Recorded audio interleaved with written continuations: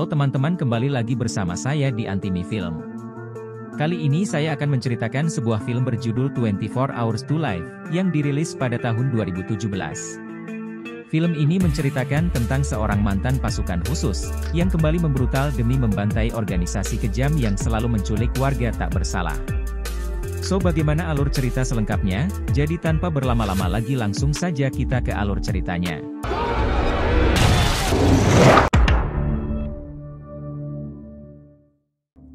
Film diawali dengan memperlihatkan iring-iringan mobil Interpol yang sedang melintas di wilayah Afrika.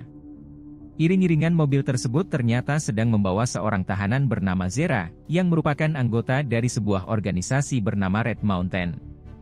Diberitahu kalau Red Mountain ini adalah salah satu organisasi atau kelompok yang melakukan eksperimen kepada manusia.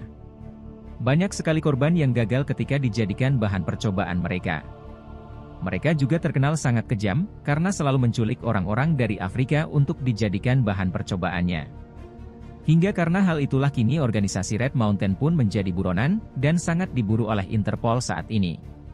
Kini Zera alias si tahanan akan dibawa ke kantor pusat Interpol di Amerika, untuk diwawancara lalu memberikan kesaksiannya atas semua kejahatan Red Mountain. Di sana Zera juga ditemani oleh anggota Interpol bernama Linda, dan Linda berjanji akan langsung membebaskan Zera, asalkan Zera mau membeberkan semua kejahatan Red Mountain saat diwawancara nanti.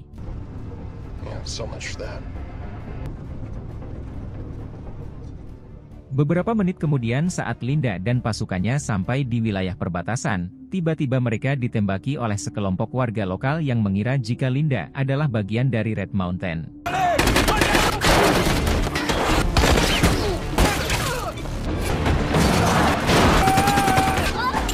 Sampai meskipun tangan Linda harus sempat terkena tembakan, namun beruntung ia masih bisa melarikan diri sambil membawa Zera alias si tahanan.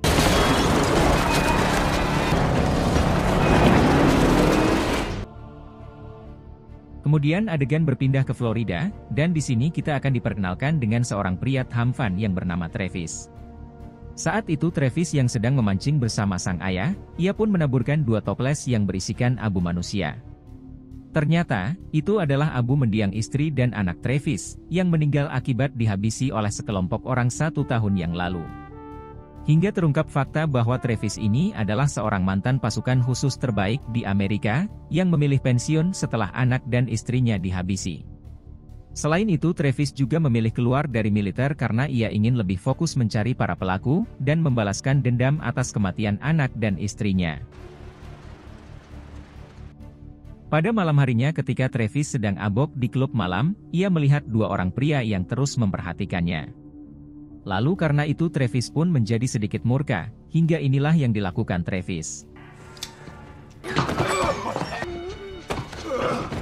Setelah berhasil dilumpuhkan, kedua pria itu meminta ampun, dan mengatakan kalau mereka hanya diperintah oleh seorang pria bernama Jim, yang sekarang berada di meja bar. Lalu setelah mendengar itu dengan cepat Travis pun langsung mendatangi Jim, yang ternyata Jim ini adalah sahabat Travis saat di militer dulu. Saat itu Jim menjelaskan kalau saat ini dirinya telah bergabung dengan organisasi Red Mountain, dan sedang membutuhkan bantuan Travis untuk menjalankan satu misi. Awalnya Travis menolak karena ia masih ingin tetap fokus mencari para pelaku, yang telah menghabisi anak beserta istrinya. Namun setelah Jim mengatakan kalau Travis akan dibayar $1 juta per harinya, Travis pun akhirnya tergiur dan menerima tawaran tersebut. Kemudian Travis dibawa menggunakan mobil, dan di sini Jim mengatakan jika misi Travis hanyalah menghabisi anggota Interpol bernama Linda, dan 1 tahanannya yang bernama Zera. Dan seperti yang kita ketahui, bahwa Linda dan Zera akan membeberkan kejahatan organisasi Red Mountain saat diwawancara nanti, sehingga ketua Red Mountain memerintah Jim untuk segera melenyapkan Linda dan Zera. Dan tentu saja hal tersebut bukan sebuah hal yang sulit bagi seorang Travis, apalagi ia adalah seorang mantan pasukan khusus terbaik di Amerika. Keesokan harinya Travis pun mendatangi kediaman anak Linda, yang saat ini tinggal bersama sang nenek kesayangannya. Di sini Travis berpura-pura kalau dirinya adalah sahabat dekat Linda, yang sengaja datang untuk menanyakan kabar sang nenek dan anaknya Linda. Kemudian Travis juga mengajak ngobrol si anak, dan secara diam-diam ia berhasil mencuri ponsel milik anak Linda. Lalu dari ponsel itulah kini Travis berhasil mendapatkan lokasi Linda, hingga dengan cepat Travis segera pergi ke lokasi tersebut untuk memulai misinya. Sesampainya di sana Travis pun berhasil menemukan Linda, dan ia berpura-pura mengajaknya mengobrol terlebih dahulu. Akan tetapi Linda yang sangat cuek dan sedang rusuh pun, ia malah pergi karena jadwal penerbangannya akan segera berangkat. Travis pun segera menghubungi Jim, lalu ia meminta agar Jim meretas sistem bandara untuk membatalkan semua jadwal penerbangan. Tak lama dari itu Linda pun kembali duduk di samping Travis, karena penerbangannya berubah menjadi hari berikutnya. Lalu di sini Linda bersedia mengobrol dengan Travis, dan mereka pun saling berkenalan. Bahkan Travis juga mengajak Linda makan malam, dan membuat Linda masuk ke dalam jebakannya sampai-sampai Linda mau diajak check-in ke hotel. Pagi harinya setelah Travis diservis Linda, ia pun segera memindahkan semua data-data di ponsel Linda tentang lokasi Zera sekarang. Lalu Travis mendekati Linda yang sedang mandi untuk menghabisinya, namun Travis menjadi tidak tega karena ia teringat dengan mendiang istrinya. Sampai karena hal itulah Travis pun memilih untuk pergi, meninggalkan Linda begitu saja.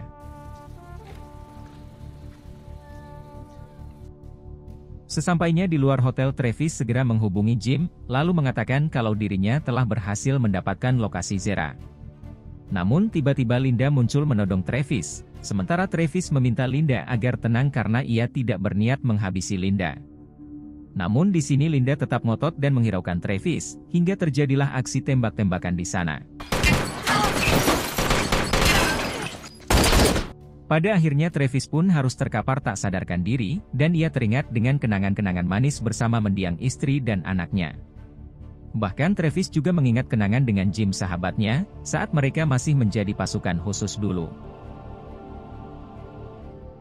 Keesokan harinya Travis tersadar dengan kondisi tubuh yang kesakitan, dan berhasil diselamatkan dari kematian.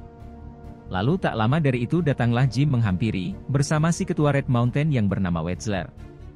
Di sini Jim menjelaskan kepada Travis, kalau sebenarnya Travis telah tewas saat ditembak Linda kemarin. Namun karena teknologi super canggih buatan Red Mountain, Travis pun berhasil dihidupkan kembali. Dan semua ini mereka lakukan karena Travis belum memberitahu di mana lokasi Zera, yang kemarin lokasinya berhasil Travis dapatkan. Setelah Travis mengatakan lokasi Zera, Wetzler meminta Jim menggantikan misi Travis untuk menghabisi Zera. Kemudian Wetzler juga meminta dokter agar membuat Travis mati lagi, karena sekarang Travis sudah tidak dibutuhkan lagi.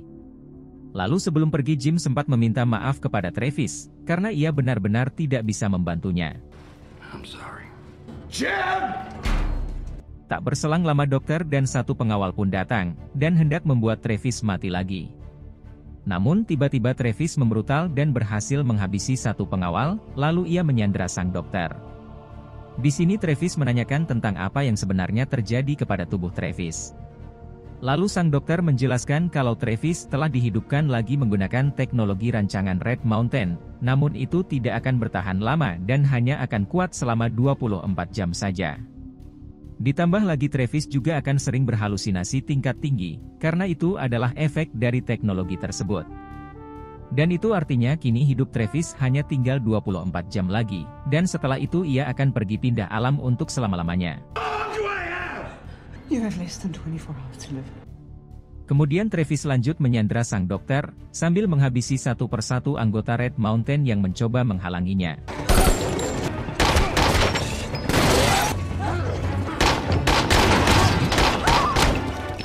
Setelah berhasil menghabisi mereka, Travis mulai berhalusinasi, dengan melihat mendiang anaknya yang berada di depan Travis. Namun ketika disentuh seketika Travis kembali tersadar, dan ia pun memilih segera melarikan diri dan membiarkan sang dokter untuk tetap hidup. Beberapa menit kemudian Travis pergi ke sebuah wartel, untuk menghubungi ayahnya. Di sini Travis meminta maaf kepada sang ayah, dan mengatakan kalau sang ayah adalah ayah terbaik sepanjang hidupnya. Di sana Travis juga mengatakan kalau sang ayah harus bisa menjaga diri, sebab Travis tidak akan pernah kembali lagi. Lalu setelah itu Travis pergi dengan mencuri mobil taksi, yang kebetulan terparkir di depan wartel tersebut. Kemudian adegan berpindah kepada Linda, yang sedang mewawancara Zera terkait semua kejahatan organisasi Red Mountain. Di sana Linda juga merekam semua ungkapan dari Zera, dan tidak lain untuk dijadikan sebagai bahan bukti. Lalu Zera yang sudah tak ingin bergabung lagi dengan Red Mountain, ia pun mengatakan bahwa Red Mountain selalu menculik warga dari Afrika untuk dijadikan bahan percobaan. Bahkan Zera juga mengatakan kalau bulan ini mereka sudah menculik 70 orang, lalu mereka semua dilenyapkan agar tidak ada bukti dari kejahatan tersebut. Ketika wawancara akan berakhir, Linda tak sengaja melihat sniper dari jarak jauh, yang ternyata itu adalah Jim.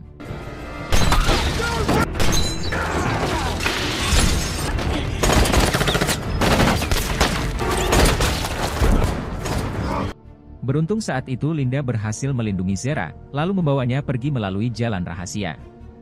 Lalu saat di parkiran, Linda dan Zera hampir saja dihabisi oleh pasukan Red Mountain, namun untungnya tiba-tiba ada mobil taksi yang menabrak mereka semua. Dan ternyata itu adalah Travis, yang secara langsung meminta Linda dan Zera agar naik ke dalam mobilnya. Ternyata, sekarang Travis berniat akan menyelamatkan Linda dan Zera, meskipun awalnya ia diperintah untuk menghabisi mereka berdua. Dan semua ini Travis lakukan karena sebelum ia berpindah alam, ia ingin berbuat baik terlebih dahulu.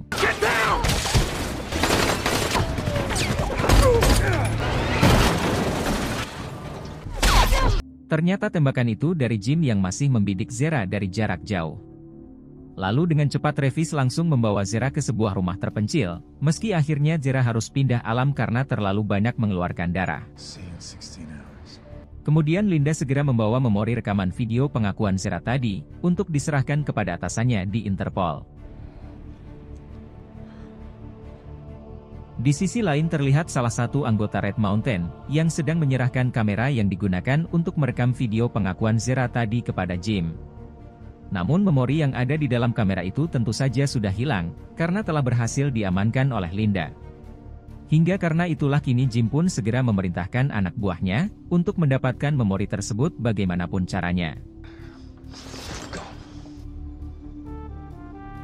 Tak lama dari itu Jim dihubungi oleh Wetzler si ketua, dan mengancam akan menghabisi semua anggota keluarga Jim jika ia gagal mendapatkan memori dari kamera tadi. Jim yang merasa terancam ia pun menghubungi Travis, lalu memintanya agar membawa Linda beserta memori yang dimaksud. Di sana Jim juga tak ingin di antara mereka sampai terjadi pertumpahan darah, karena bagaimanapun juga mereka berdua adalah sahabat.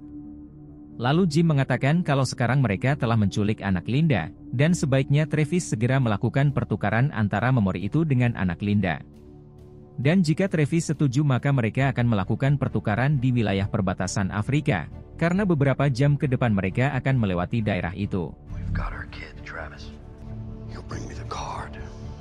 Mendengar hal tersebut Travis pun mengatakan semuanya kepada Linda, namun Travis meminta Linda agar tenang karena ia berjanji akan membantunya. Travis juga menjelaskan terkait usianya yang hanya tinggal 16 jam lagi, sehingga mulai dari sekarang juga mereka harus memulai aksinya. Setelah itu Travis mendatangi ketua gangster Afrika bernama Danny, untuk meminta bantuannya. Ternyata dulunya Travis ini pernah menyelamatkan Danny, sejak dirinya masih di militer dan bertugas di Afrika. Oleh sebab itu, sekarang Travis meminta bantuan Danny untuk menghentikan iring-iringan mobil kelompok Red Mountain, yang beberapa jam lagi akan melewati perbatasan.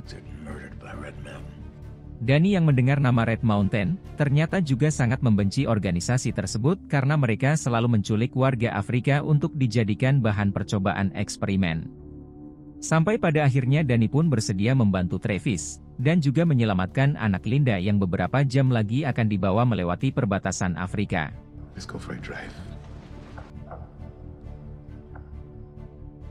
Sore harinya memperlihatkan Jim yang mengutus tangan kanannya, agar melakukan pertukaran antara anak Linda dengan memori yang berada di tangan Travis dan Linda.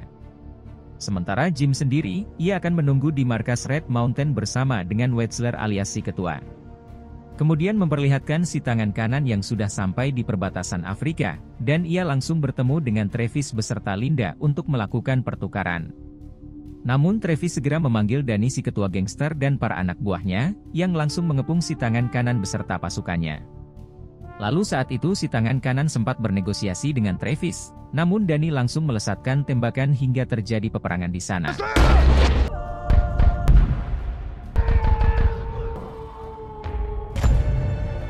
Di tengah peperangan dua mobil anggota Red Mountain mencoba kabur, sehingga salah satu anak buah Danny langsung menembaknya dengan basoka.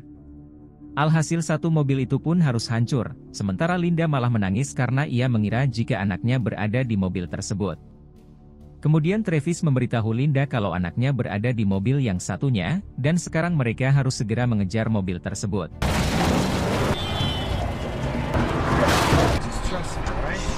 Setelah kejar-kejaran yang cukup lama, pada akhirnya Travis pun berhasil memojokkan mobil itu.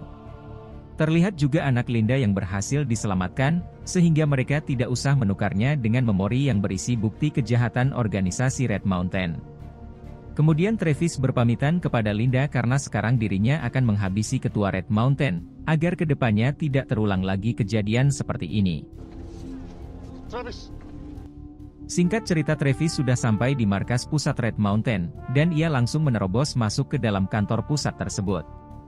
Sementara Wetzler si ketua Red Mountain yang mengetahui kedatangan Travis, ia pun segera menghubunginya dan meminta Travis agar menyudahi kebrutalannya itu.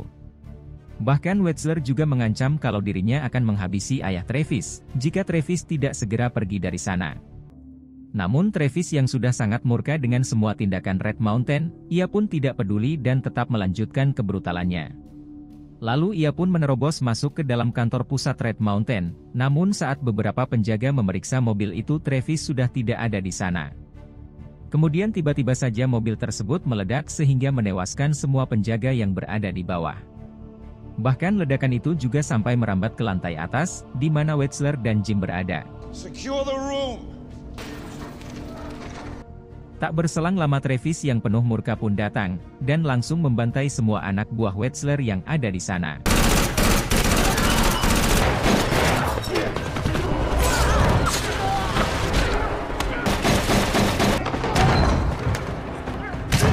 Sampai pada akhirnya Travis berhasil menghabisi si anak buah, dan juga menembak kaki Wetzler hingga membuatnya tak berdaya. Lalu ketika Travis menodongkan dua pistol kepada Wetzler dan juga Jim, tiba-tiba Travis tergeletak karena waktu hidup Travis hanya tinggal beberapa detik lagi. Melihat hal tersebut, Jim langsung berdiri dan menghampiri Travis, lalu Jim meminta maaf dan mengatakan kalau ia akan melakukan yang seharusnya Travis lakukan. Kemudian Jim langsung mengambil senjata, lalu menodongkannya kepada Wetzler alias si ketua. Ternyata, selama ini sebenarnya Jim tidak suka dengan cara Wetzler, yang selalu menculik warga Afrika untuk dijadikan bahan percobaan. Namun karena keluarga Jim diancam, ia hanya bisa menuruti saja semua perintah si ketua, sehingga inilah saatnya Jim mengakhiri semuanya.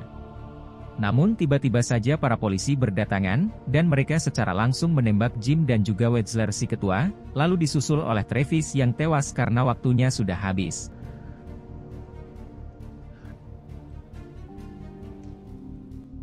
Di akhir film memperlihatkan kenangan Travis dan keluarganya, yang sedang bermain di pinggir pantai. Namun tiba-tiba terdengar suara dokter yang sedang menghidupkan kembali Travis, yang tidak lain menggunakan teknologi buatan Red Mountain. Lalu, film pun tamat. Nah, jadi itulah tadi alur cerita filmnya guys. Jika suka dengan video ini silahkan like, dan jika ada kritik atau saran silahkan tulis di komentar. Terima kasih sudah nonton sampai akhir, dan salam dari Antimi Film.